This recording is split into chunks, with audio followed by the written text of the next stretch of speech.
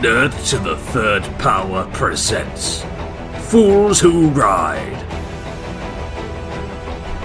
The Dreamstone, Part 6.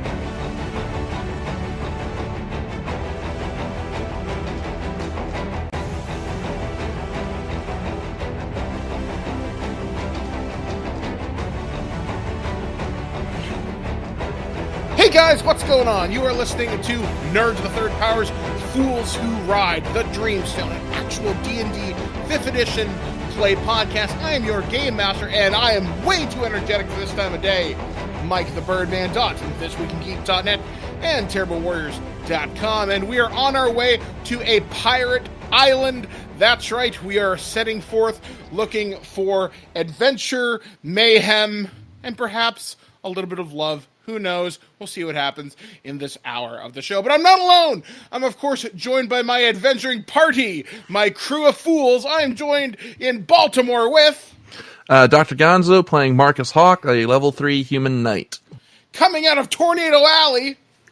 I'm Kat. I am playing Lenore Longfellow, a level 3 human plague doctor cleric.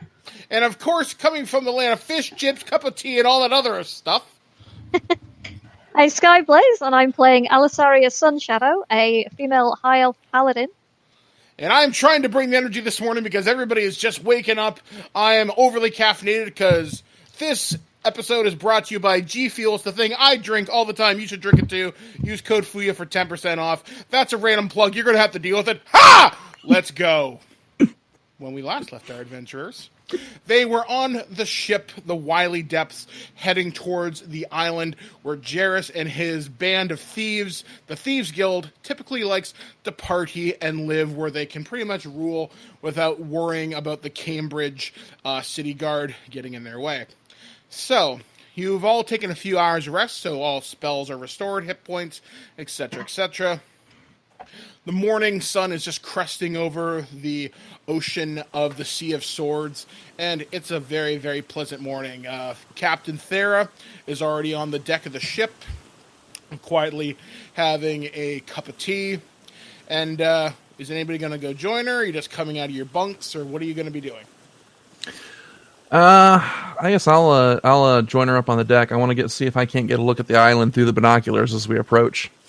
Okay. I will join as well. I will when I finish my prayer ritual. Yeah, same. As soon as I'm finished morning prayer, I will go up. Perfect. So as you ascend the stairs onto the deck, you can see the deck crew getting things ready. There's an air of not quite tension in the air, but not quite relaxation either. Basically, people are ready. I guess Captain Therra has kind of given them the lowdown. Trouble could happen. Be ready for it. So you look out with your binoculars, spyglass, towards the island. You can see this huge wooden, you see a bunch of huge wooden structures, which are probably warehouses, other places like barracks and food stores, houses. They look kind of ramshackle, but you see a rather nice looking, house, like a big stone house on the top of a hill overlooking everything. You can see their docks are quite active this morning. You can see a lot of people out on the beach, a lot of them not moving. You presume they're passed out from last night's festivities. You can see the remains of a bonfire as well. And on the sea breeze, you can ever so slightly catch the whiff of something being cooked. So you are getting close. Okay. Captain Therra looks at you and says, "Well, good morning. How are you?" As ready as I'll ever be for this little escapade. Well, I suspect Jaris should be in fine form this morning. She takes out her spyglass, looks along the beach. I see most of his goons probably partied themselves out last night, so I wouldn't expect a lot of trouble out of the common rabble. But he tends to keep his generals in line. So we'll have to wait and see what happens. She also points to the shoreline. You see several longboats docked. She says, "I would suspect there's probably boats on the other side of the island, so we're definitely not alone." She also says, if you want to take a look through your spyglass again, She points again towards the beach, noticing not every person on the beach is dressed in kind of commoner clothes. You see a few people dressed a little bit fancier than the rest. She says, my guess is those are probably some Ordo laborer class. So we've got company here. So this morning should be interesting to say the very least. So we should be docking within probably the next half hour or less. Okay. Well, I guess now's as good a time as any to go over our plan one more time. Right. Do we want to make this sort of a sneaking in mission? Try to be a little surreptitious about our entry onto the shore? I think the general idea was we'd pass ourselves off as part of the crew here. Try and speak to Jaris and convince him to turn on his erstwhile compatriot. Yeah. Right. Yeah. What was the sorcerer's name again? Para. Para. Yeah. Yeah. He's our priority. Just for shits and grins, I'm gonna take another look through my binoculars and ask the captain if maybe she sees Para out there and might be able to point him out to me before we get to shore. She takes another look over the shoreline. She kind of grins and goes, I don't see anybody. All I see is a lot of drunk, bloody idiots, unfortunately. Well, What I mean, about the other gentleman, the assassin Farn, I believe his name was? I don't see Farn on the beach, but given this time of day, he's probably up at the house with Jaris. They typically go over the plan for the day and the whatever other business they have to conduct. They typically hold their meetings first thing in the morning. That's why typically his generals are sharp-eyed first thing in the morning. well, I was hoping he'd drunk with the rest of the skunks, but I guess our luck's not that good. So, the ship begins to approach. Captain Therra says, well, we'll take one of the longboats to shore. At least this way it's a quick exit if we need it. And we will see what happens. She leaves the boat in charge with her first mate. And you board the boat with Therra. And she, with a couple of random crew members, begins rowing the boat ashore. After a couple of minutes, you start cutting through the water, approach the shoreline, and nobody's there to greet you. Like I said, you just see dozens of orcs just passed out on the beach. A couple of humans, few dwarves there. A whole mishmash of kind of races. Not too many humans, though. Not too many humans. Cool. Since I'm thinking that somebody may already know who we are and what we look like, I'm actually gonna take off my mask for the first time since we've come to town, and take off my coat and wrap my coat into my bag basically, and have my mask sort of just tucked away somewhere so that I can easily pull it out if I need it. But this is me making a disguise for myself. Is just looking like a normal person. Okay, so hiding in plain sight. Okay. Yes. I wish I had something I could hide my face with, but There's just you have a cloak with a hood. I have fine clothes in my inventory. So, Mike, would there be a cloak or something with a hood that I could put on? Okay, then I will put on my cloak and hood. Now, are you all? Now, if you saying you have fine clothes, are you changing into those fine clothes? Are you going out of your armor and just going into your civvies, or what are you doing? Well, I'm hoping to put just the cloak and hood on over my armor. Okay, all right. That happens. Okay. So while you guys are playing dress up, or in one case dress down, you arrive at shore. So you start walking up the beach. A couple of the people kind of grunt at you and kind of wave hello and whatnot before they pass back out onto the beach. And you start making your way through the through the pirate village. Activity does seem to pick up as you get more and more in the town. You're guessing there's probably a couple of hundred people here at least. There are pirate families here, from what you can tell. You see men and women going about their day-to-day. You see children kind of playing in the streets, trying hard not to get into the way of people, loading stuff into warehouses and moving stuff around. And I presume you're heading straight towards Jaris's house? Well, we're following Therra, I think, so I think she's leading the way. Yep, so Therra leads you through the streets. And eventually you climb this massive hill, and you arrive at this pretty stately-looking place. You're guessing this place was probably built by Fireforged dwarves as a thank you, or perhaps under orders of Jaris. And it's elaborate. It looks almost as stately as the Kilsh place. So you walk inside, there's like huge marble floors, and you can see servants kind of running around, or slaves, you're not even entirely sure. Therra walks in the front hallway, kind of looks around for a minute, and she just kind of bellows, "Jaris, are you awake?" It echoes throughout the hallways, and you hear a hearty laugh come from the other end of the hallway. And you hear, "Therra, you old bitch! Come on in!" Rude.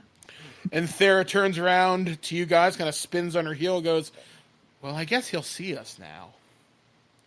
So she leads you down the hallway, and you're passing by rooms that are just filled literally with treasure and weapons, and you can just tell Jaris hasn't organized probably his latest raid yet. Hasn't been sorted yet. Might be worth pilfering a few things on our way out if possible. And eventually you're led into Jaris's, what would be considered his war room. You see a huge table with sort of a map of the Sword Coast. It goes all the way up towards Waterdeep. You can see various points of interest in it. You can see Cambridge is on there, the Cloakwood, the island you're on. You can see ships in their different positions and whatnot. And you see Jaris in there, and you see a man sitting in the corner, another human. And he definitely fits the bill of a guy who looks like a rat. Kind of sitting over there, he's quietly eating what looks to be some kind of a porridge or an oatmeal or something. And Jaris greets Therra, they shake hands, they do this elaborate handshake, and kind of give each other a punch in the shoulder. And he goes, "Therra." Okay, Mike, go ahead. Mike, real quick, I want to make a perception check to look at the other gentleman's teeth. We were told that Para had kind of a set of oversized choppers, so I want to see if this guy matches that description.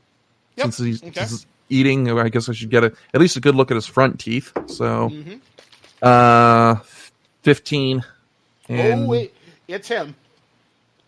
Okay, so that's our mark. There is no mistaking it. So, Jaris and Therra both sit down across from each other in the map. Para's over in the corner, just kind of eating his breakfast. He goes, "Therra, what brings you to my door this morning?" And she goes, "Well, as you can guess, I'm always looking for work of some type. And, well, since we haven't run afoul of each other in the last little bit, I assumed, maybe things are looking pretty good for us to do maybe a little bit of a cargo run.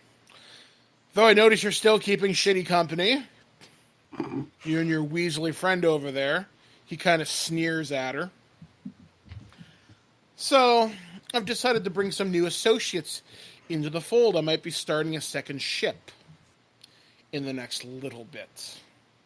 And Therra points over to you three. "And this is the crew I'm currently training. They're under my wing. They're young, eager, and of course, always looking for more gold. So, what say maybe we could show these people around, show how we do things out on the high seas, and maybe teach them a little bit of the business while we're at it." Jaris kind of has a laugh, looks you all up and down. So what am I to do with 2 young girls and this whelp of a boy? Just out of curiosity. He kind of looks up and down at Arisha. And he kind of looks at you. He goes, "What's your story, girl? You don't exactly look like you're of the pirate life, if you don't mind me saying." A few years ago, you might have been right. Unfortunately, some miscreants invaded my father's lands. There's very little left of it now. And, well, we all need food on the table, right? He kind of pokes you in the ribs. He goes, "Well, you're definitely not wrong about that." He walks towards Lenore. And you're a half-elf or an elf, aren't you? I'm a human. Okay, you're a human, okay. He kind of looks at you. He goes, "You're a pretty young thing. Why would you want to do this, if you don't mind me asking?" Every ship needs a doctor. And I need the money. Too It's quite true. simple, really. Too many people get sick of scurvy and worse. Or if they pick up some disease in port, if you catch my drift. And he walks over to Marcus. He goes, "You're a strong-looking lad. Farm boy?" Nope. Former military officer. "Oh, you're a highfalutin one, aren't you?" "Well then, officer. What makes you think you can plunder the land as well as... Or, sorry, what makes you think you can plunder the sea as well as you plunder the land?" Oof. Oh, I'm pretty well traveled. I've got my sea legs. Don't you worry about me. And I've got a He strong looks at sword, Therra. and I've got a strong sword arm too. He looks over at Therra and goes, "Well, I guess they'll do. They might survive maybe a season out at sea. Maybe 2. I think the boy will make an excellent crab fisher."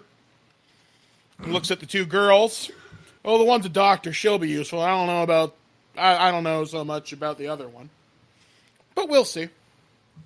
We always need more cooks." Are there any weapons or anything around? Or like a stick? There's a dagger in the table that's stuck into a location up on the map. I'll extract it and do some Ponzi maneuvers with it. Bouncy maneuvers. Well, Showing off a bit.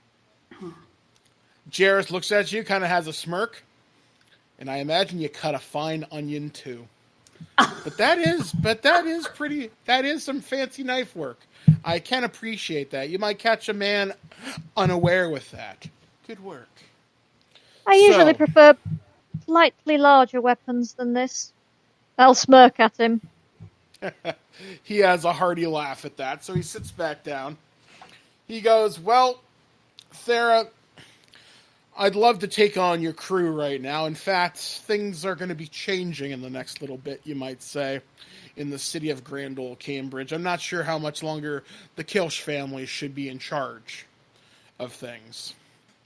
Therra kind of perks up her ears at that. She's like, "Oh, really? Well, what do you mean?" "Well, might be a new power in town." And Jaris kind of pops his collar a little bit on his shirt. What a He's like, douche. "Look, I stand to make a substantial amount of coin in all this. Looks like the eldest son of the Kilsh family isn't liking how dear old dad is running things. And, well, I like to back a winning horse. So, we'll see how the son Neslo deals with his father in the next little bit." That's odd, because last rumor I heard was that he'd been locked up. Excuse me? He went berserk during the Harvest Festival, and he was locked up. He looks over at Paris, sorry, and goes, "Oh, really? and you didn't seem fit to tell me this. Para looks a little bit nervous at that. He's like, well, you see, you were over here doing everything else, sir, and There was also something about a demon. Yeah, I heard A that demon? same rumor. Really powerful demon came out of that Neslo boy or whatever his name is. Bad business if it's true. Yeah. Don't want to mess with demons. No way. Jaris kind of strolls over to Para, knocks his breakfast out of his hand, and goes, I have a network of spies. They report to you. And you didn't see fit to tell me that, I don't know, big fucking scary demon came out of one of our most important contacts. That just slipped your fucking mind. Para's kind of shaking a little bit. He's like, well, you see, there's been some complications, but it's going to work in our favor.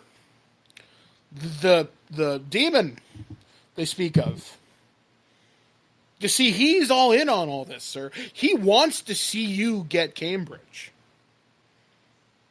He's like, in what level of the 9 hells is the demon going to help me?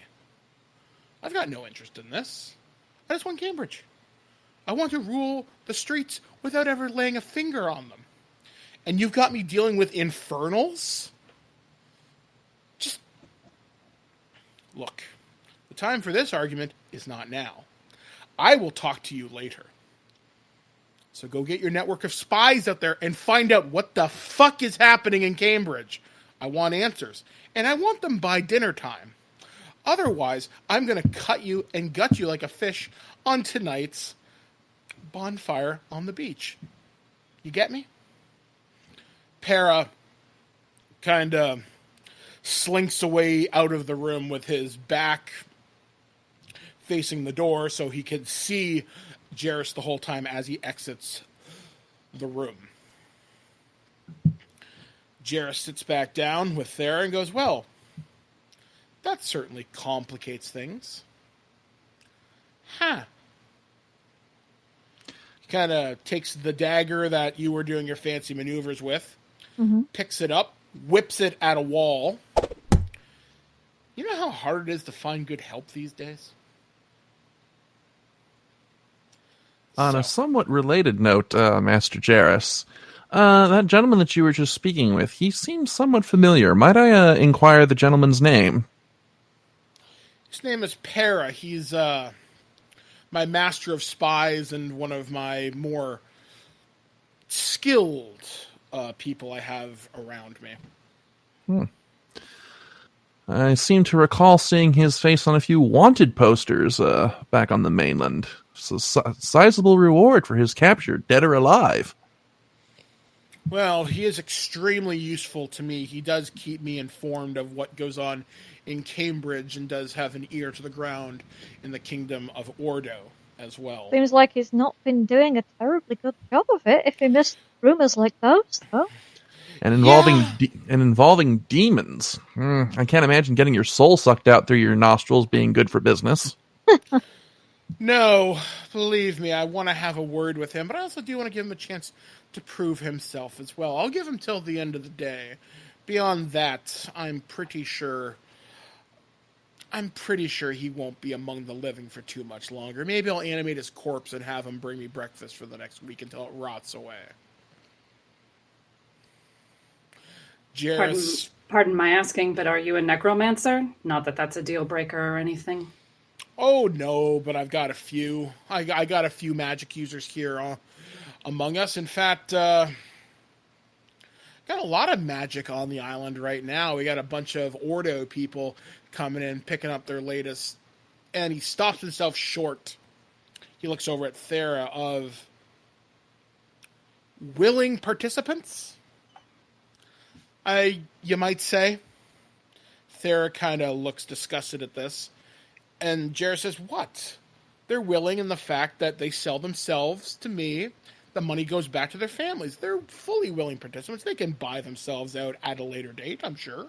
I'm going to cast a surreptitious glance to Alisaria to see, make sure she's not about to go berserk. Twitch. I twitch. I'm fine. But as you can gather, the business of the day is going to take me away. So Therra, you have full reign of the island. You know where everything is. If you require anything else, I should be here for the next little while.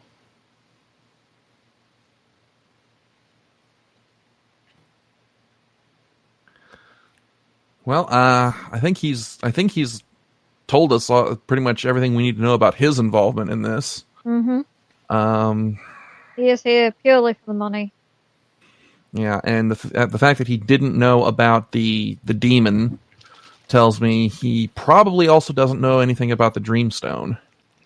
Maybe. Or maybe he would just, as far as he's concerned, it's just a pretty trinket. Possibility. Before he departs, I want to put one last question to Jaris, if I may. Mm-hmm. One last question, Jaris, about your work on Cambridge. We have not visited the city yet, so we just looking to follow up on some rumors that we've heard as we were coming in that some sort of madness has overtaken the town. Something about a relic of the village being stolen. Do you know anything about that? He goes, I've heard rumors about it, nothing concrete. I just assumed stresses of city life were getting the people. I mean, a city like this can't grow that rapidly and not expect something to break at the seams at some point. Kilsh and his lady do their best, but there's something going on there. And as for the bouts of madness, some of my crew that do decide to stay in the city do seem a little unhinged if they spend any significant amount of time there. I just assumed they're not among their own kind. Okay. Or maybe they've got into a bad batch of ale. That's another possibility we've considered. We do occasionally run some items of questionable morality into the city, and if they're getting drunk off their own supply, that wouldn't surprise me either, truthfully. Okay, and Mike, can I make can I leverage my persuasion skill to kind of try and determine if he might be, if he's being entirely truthful with us, or if he might be just kind of hiding something from us? That's more of an investigation insight, and I think, what's that fall under? Kat, you might know this one. It's an insight check. Yeah. Oh, okay. Which I don't have a proficiency in. Oh well, he who dares wins. Yeah, give it a shot. 5. That's not going to tell me anything. You're pretty sure he's telling the truth. You've got no reason to not believe him. But that's also just your insight. Anybody else in the group could take a kind of shot at it as well. I'll roll an insight check to see if I think he doesn't know anything about the Dreamstone. Well, that's not great either. 11. Let me try. Come on, dice. Aha! That was 15, so 15 plus 3. 17. You're pretty sure he's full of shit. He's probably letting on a lot more that... You're pretty sure he knows a lot more. Just something about the way he inflected his tone. He kind of... Something about his body language suggests that he's not being entirely truthful. Okay. I feel like if we press him for any more information, we might be showing our hand. All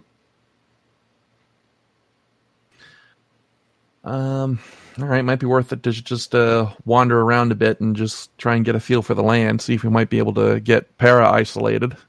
I don't know. What do you two think?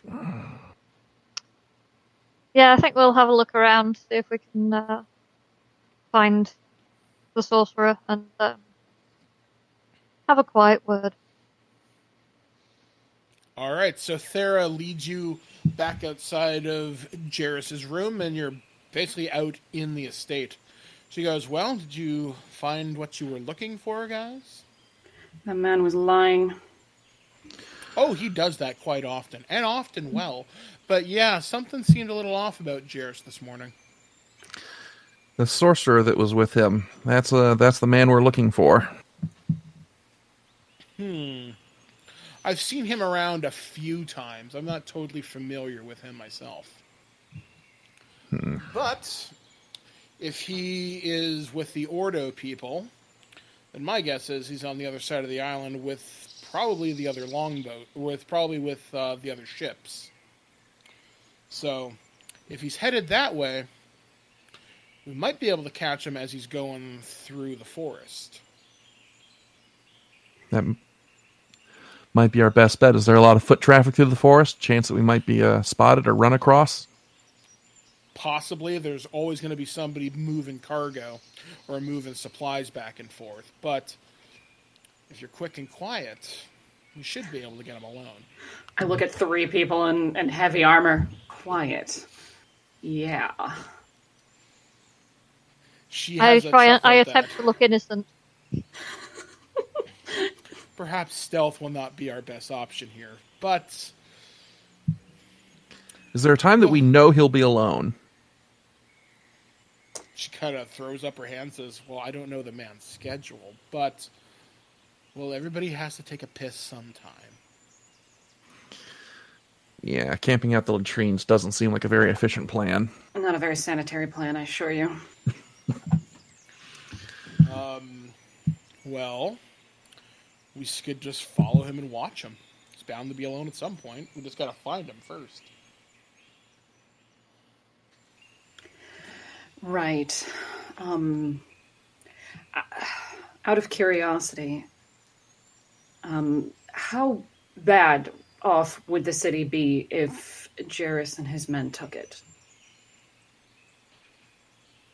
I'm just curious. Well, Jaris doesn't like to see suffering of women and children, so he's got that going for him. The city's businesses would likely have to pay protection, no different than taxes. Mm-hmm. Air quotes.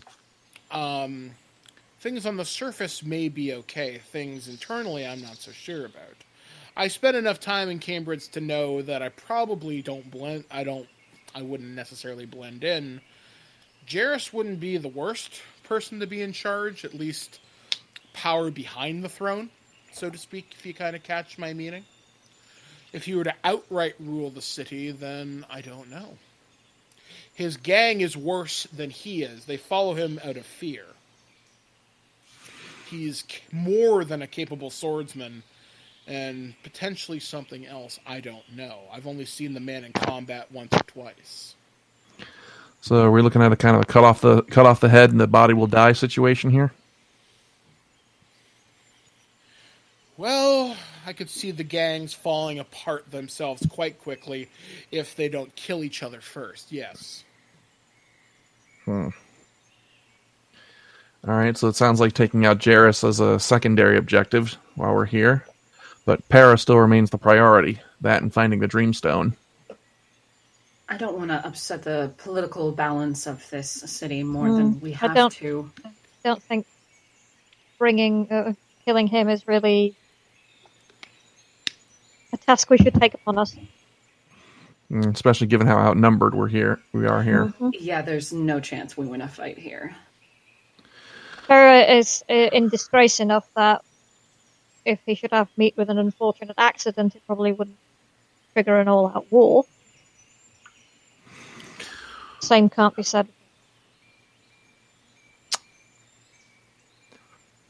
Well then, I guess let's trail the sorcerer.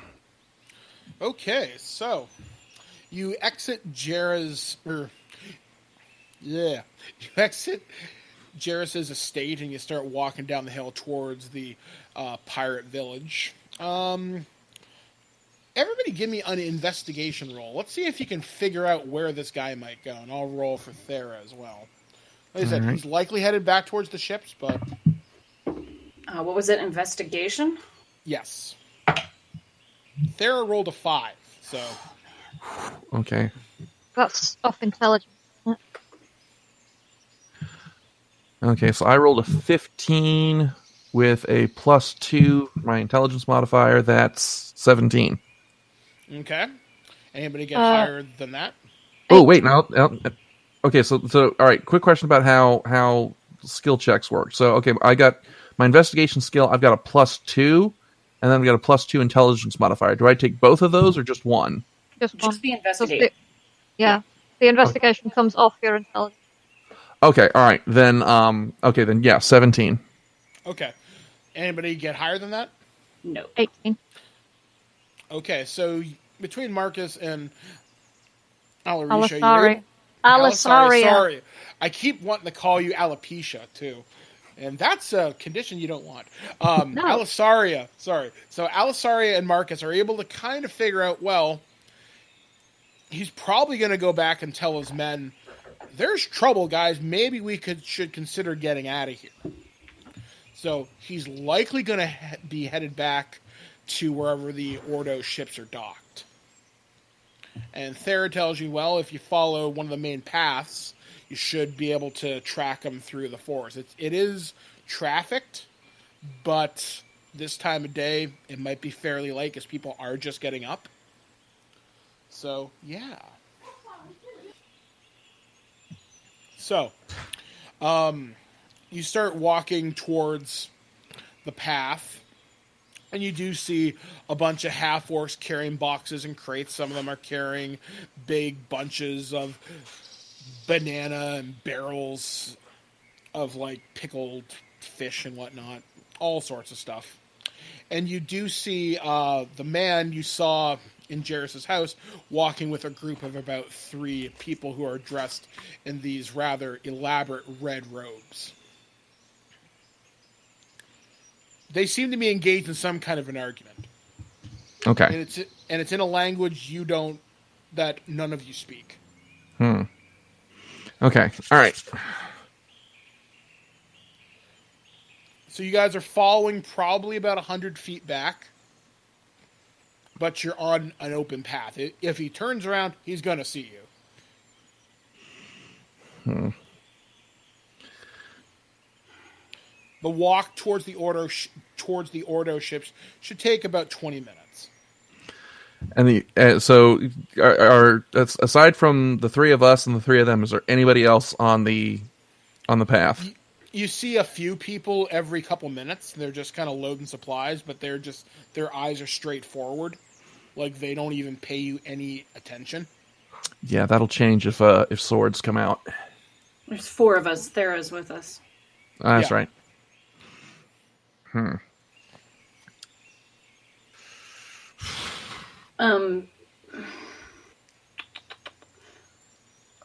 God. What should we do? If there weren't people around us, I would say let's risk the combat, try and take out his 2 escorts and interrogate Para. But with people around, that'll complicate things. Is there a clear view from here to where the ship fell? No, it is obscured by trees. That's because otherwise I'd say we just like park here as though we're just having to pull out and watch where he goes, and then we'll see if we can. I mean, we're out in the open, and that's not ideal. If we can get him in an enclosed space, say on a ship or in a house, we'd have a better of not attracting. Yeah. Of course, if there's a chance that he's realized that he's falling out of Jaris' good graces and might be trying to make a break for it. If those gentlemen that are with him are Ordo people, he might be trying to book passage off the island to the kingdom. We could have just like saunter up and say, "So, making deals with demons, are we?" And see how his compatriots react to that. Subtle. I'm a paladin. I wield a greatsword. What do you want? That's a point. Our options are kind of limited. Let's I think we should hang back a little further, let him get a little further ahead, and then keep following, kind of quiet-like, even though we are all people in heavy armor and cannot actually stealth very well. Well, since we know roughly where he's going, can't we just, like, cut through the brush and take a different route? Would it look more suspicious if we were found in the woods? I mean, if anything else, we could say that we were looking to see if there was any game to hunt. I've got a crossbow, so you know. Yeah, it seems like a weak excuse. Why don't we just... If these woods are, if this is a heavily trafficked island, it's only small, and it's anything like the woods near where I grew up. I'm saying this in and out of character simultaneously. There'll be lots of different tracks through the woods because people, for some reason, hate to take the same path. So we can probably just find, like, a branching path somewhere and just take a different route. Honestly, these guys are all magic users. I don't know if I want to take my eyes off them. I think they might, teleport somewhere? I don't know. We don't know how powerful they are, what abilities they might have. Which is a point against us trying to take them on without that knowledge. They could be disguising themselves. There's a lot of things a magic user can do. Well, for all we know, one of them could be possessed by a aforementioned demon. Again, another excellent thought. Well, I mean, sounds like we're back to where we currently are, which is just following behind and seeing where he goes and hoping he's not making a break for it. We were given run of the island. If somebody sees us, it's just us taking a tour. If we come out of the woods looking sneaky, that's suspicious. Suppose that's true. Well then, since we've been given run of the island, let's see if we might be able to overtake him and get to the, just kind of pass him by and get to the docks before him. Therra, do you think you can do a bit of a kind of like, and here are the wonders of this island, and here is the ship, and so on and so forth? Give it a bit of veracity? Therra kind of gives you a chuckle. She goes, yeah, sure. I can dress it up. Sure. Why not? Is this a thing where new recruits might actually go to these docks? Is that fairly normal?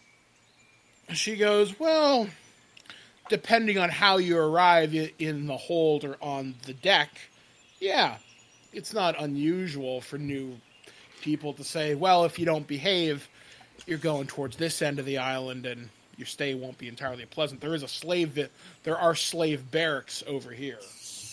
Uh-oh. Deep breaths. All right. Let's do that then. Just fly casual.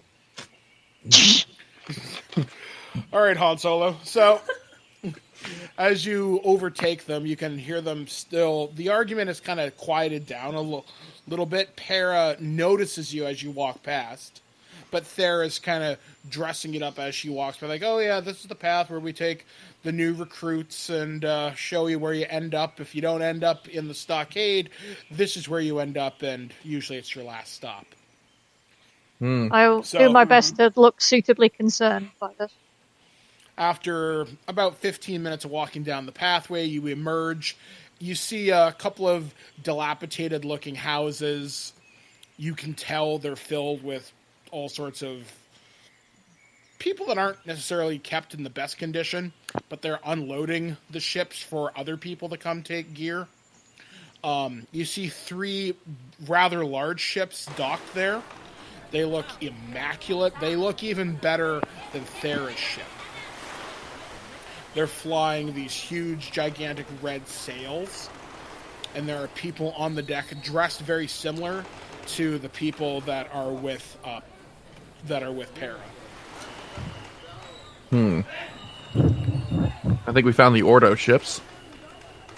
I would say so. And Therra kind of gives this theatrical hand gesture and says, and this is where new customers tend to come in. These are ships from the kingdom of Ordo, a kingdom that values magic and prowess over martial skill. A few of the Ordo people kind of look at her whenever she says that, and she's like, oh, you know it's true, you're shit with swords. And that concludes this part of the tour.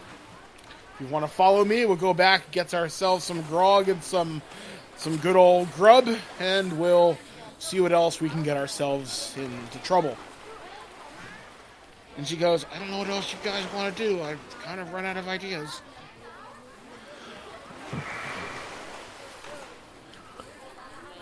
We still need to intercept Para. Somewhere where we can do what it needs doing without attracting a whole bunch of attention. Is he around? Is Para around? Has he caught up to us? He hasn't emerged yet from the woods. Okay. I want to take a look around and see if there might be any points where we might be able to ambush Para and kind of drag him into somewhere dark where we can have a nice private chat. Actually, yes. Just off of the path, on the left and right side, there are cargo kind of pickup areas where they stack crates, boxes, and barrels. And the area they're stacked 3 or 4 crates high, and definitely probably about 15 deep, because a lot of cargo comes through. And the area is not guarded at all. They're just put there. People come, regular pirates come through, pick up the stuff, and kind of keep it moving. Though for the last few minutes, nobody has come to pick up any sort of cargo. Okay. So I'm thinking we duck into one of those alcoves and then wait for Para to pass. Then when he does, we do a Master Para, there's something you need to see. And then when he comes back to investigate, we clock him across the head. I thought the idea was a good fun try and get information out of it, not senseless. But otherwise, fairly decent idea. Again, we need to separate him from his compatriots. How do we know he won't drag one of his compatriots? We don't, but I can't come up with... I don't have any better ideas. We're gonna have to take a chance. Okay. Okay. So, everybody give me a stealth check to hide. And every one of us is at disadvantage with checks because we all wear heavy armor. Except for Therra. Except for Therra. He's got leather armor. 19, motherfucker! Yeah, disadvantage sucks, guys. Timora has blessed me. I've rolled a nat 20 and a 17. Well, I Oh, rolled a 6, so 3. Clang, clang, clang. People kind of look at you, but they're like, okay. Although they see Marcus go in there, you kind of give them a wink because they see you're with 2 women. They kind of assume. Or sorry, you were 3 women, so they're like, oh, good for him. And that's how it goes. well. Please don't take objection to that. I just think it's funny. So anyway, all 4 of you are hidden in the alcoves of the barrels and the crates and whatnot. And after another couple of minutes, you see the 2 gentlemen that were with Para pass by, and Para in the rear of those 2, looking particularly displeased. Okay. So I'm going to employ my persuasion skill to put on my best chav voice, like, Master Para, there's a problem here. We need you to have a look at this, or something like that. You should never ever do accents. All right. And this dice is hot. I just rolled a nat 20. He looks at you. He's like, fine. And he comes in, and you've basically got him surrounded. He's like, what? What do you want? I'm gonna cut off, step round so I can cut off his way out and be like, we'd like the word about the demon. Demon? Who are you to be questioning me? A person with a big sword. Oh. Well, that changes things, now doesn't it? Okay, now I'm going to employ my intimidation skill, because I got a +4 proficiency on that.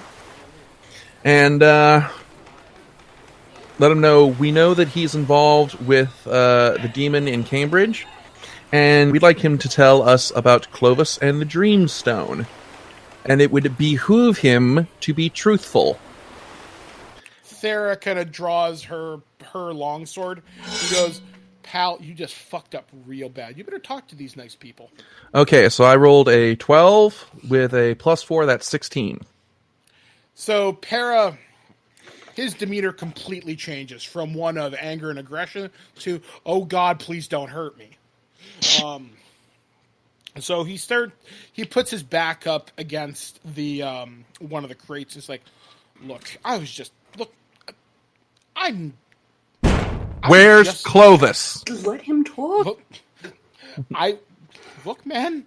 I will tell you exactly where he is. Just for the love of God, don't hurt me. Not in the face. Oh, we're not going to start in the face. I'll kind of like start playing good cop and be like, one hand on the shoulder, gently. I'm sure the good gentleman will be only too happy to tell us everything we need to know. Well, yeah. It's complicated. And I cast the Zone of Truth. Start from the beginning. Okay. Please, would you mind rolling a Charisma 12 saving throw, please? I will for my do Zone my of Truth. best. Yeah, he rolled a 9, so you're good. Yes. Sweet. He has to tell the truth. So he's like, okay, where do I start? Well, ordinarily enough, I am one of the more proficient sorcerers who has the gift of gab, if you will. I know how to talk to people. I know how to get things done. And Clovis was one of the people who came to the kingdom seeking assistance. And, well, the powers that be at Ordo didn't think it was a great idea. I thought it was stupid that they would turn down such an offer from such a prosperous, growing city. So I kind of made a few deals under the table, and we kind of had a tentative agreement. Things were going well. Then something changed, and Clovis wanted me to help him steal something from Cambridge. I thought it would be a threat to the tentative deal that was going on, because everybody was going to benefit once we could show it off. We could say, hey, we did this without your knowledge, but look how great it's working out. And, well, myself, and another gentleman named Farn, Jaris's right-hand man, we kind of stole the Dreamstone. Where is it? It is deep in the woods just outside of Cambridge in a place known as the Cloakwood. I can draw it on a map if you show me. Do so. Okay. He's only too happy to do so. He's like, you go here, you go here. Should take you about a day and a half to get there. Be careful. Lots of spiders, haunted forest. Very scary stuff. Oh, you'll be fine. Where's the demon figure into this? Well, as you know, Clovis's family has joined the choir Invisible. And, well, he decided he didn't like that. So he took the only thing of value that he knew was available to him. And he intends to bring his family back one way or another. So if I'm reading him right, Jaris is only 10. Alice Skyblaze is right. Jaris is only tangentially related to this whole thing. Oh, Jaris, he just wants money and the ship to run as smoothly as it possibly can. But if that means a few teeth get knocked in, he's okay with that. Okay, that observation is technically out of character, but okay. All right, you guys, you two have any other questions that you want to ask him? Tons. Can you finish explaining the timeline of everything?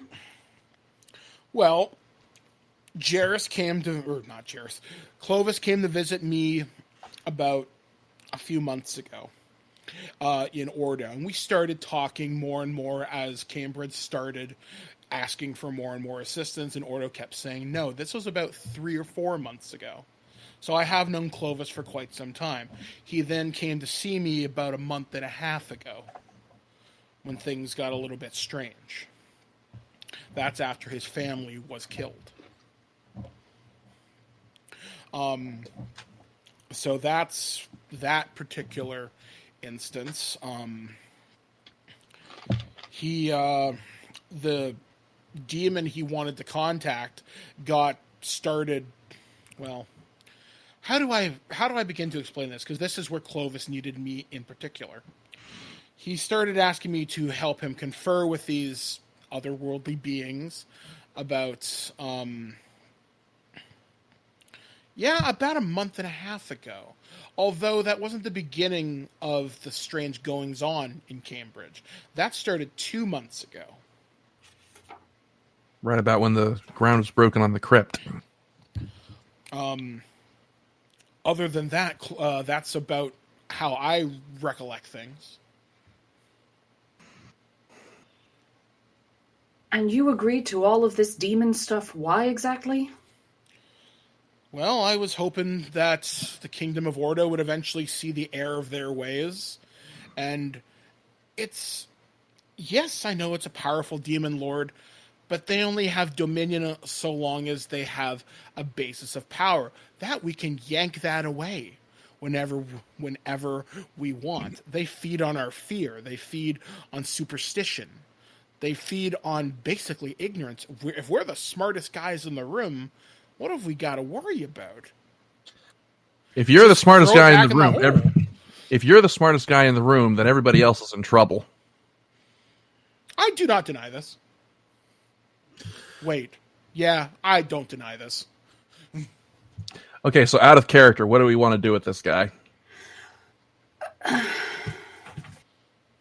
would like to ask him very kindly, where is Clovis now?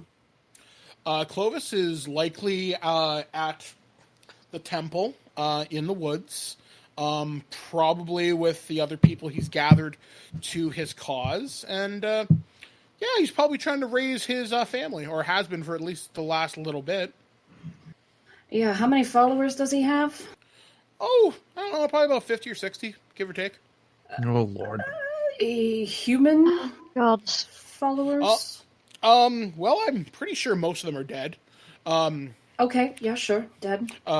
Pazuzu... Dead or undead? That's an Undead. important distinction. Yeah, undead, if I had to guess. He's like, well, we did bring in a bunch of laborers to help excavate the ruins, so I imagine they're all dead. Oh, my Lord. Or now serve him in a different capacity.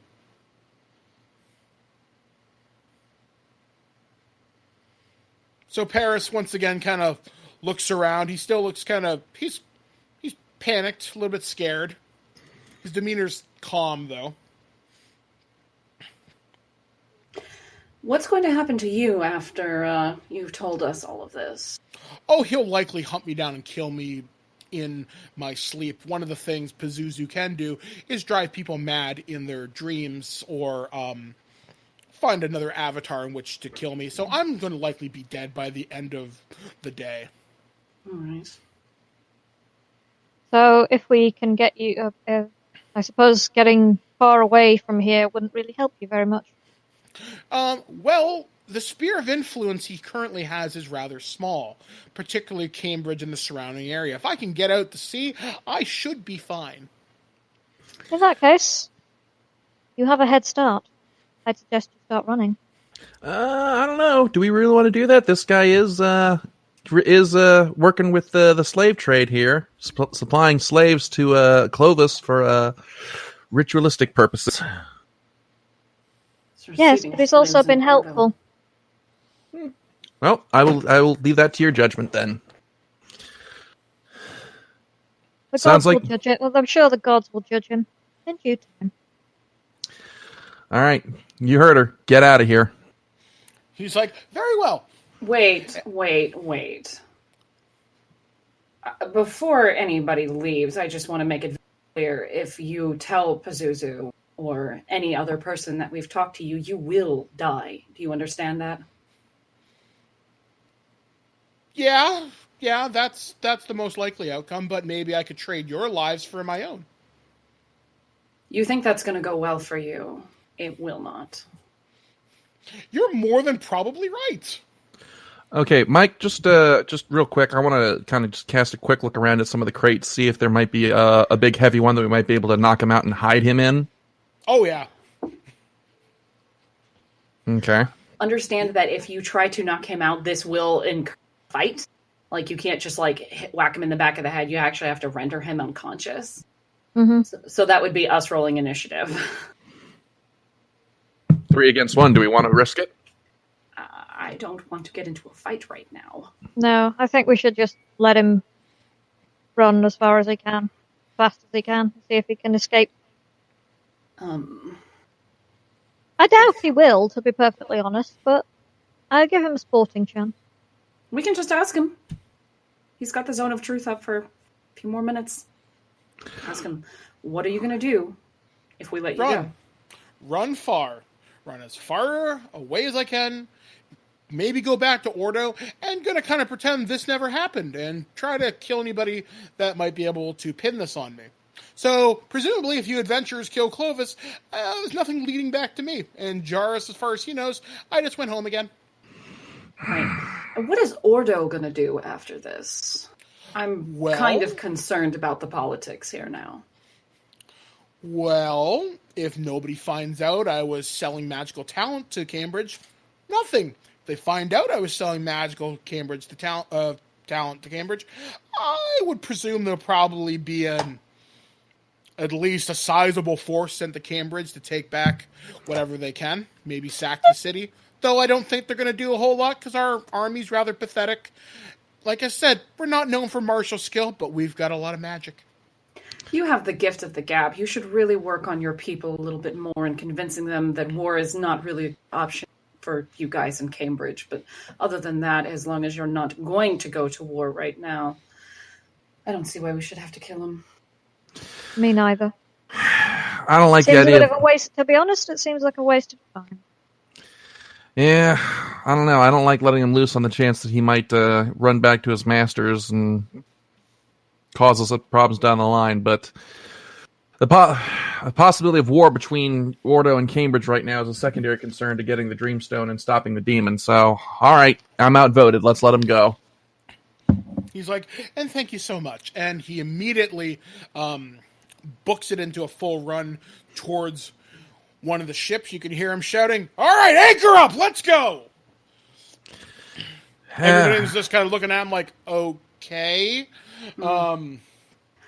If there's one thing that I trust in this world, it's cowardice.